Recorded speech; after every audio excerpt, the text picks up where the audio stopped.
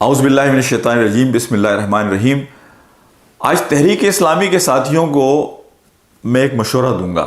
میں سفر کرتا ہوں اور الحمدللہ 1978 سے میں تحریک کے ساتھ ہوں اور اب تقریباً میری عمر 62-63 سال کی ہو گئی۔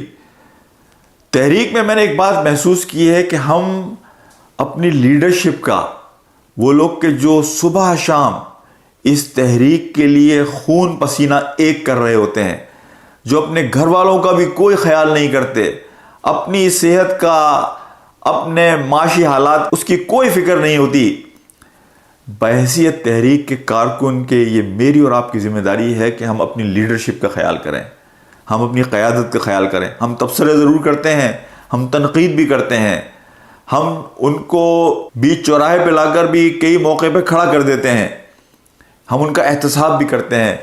میں آپ کو ایک یہ نصیحت کروں گا، اپنے تحریکی بزرگوں، اپنی لیڈرشپ کا خیال اس طرح کیجئے جس طرح آپ اپنے خاندان کے بزرگوں کا خیال کرتے ہیں، کہ ان کے اٹھنے بیٹھنے کا، ان کے آرام کا، انہیں کیا کھانا چاہیے، انہیں کیا نہیں کھانا چاہیے، یعنی تمام چیزوں کی آپ فکر کرتے ہیں۔ تحریک کے لوگ جب آپ کے مہمان بنیں، جب آپ ان کے ارد گرد ہوں، تو تحریک کی قیادت کا اسی طرح خیال کریں جس طرح آپ اپنے بزرگوں کو خیال کرتے ہیں۔ السلام علیکم ورحمۃ اللہ وبرکاتہ۔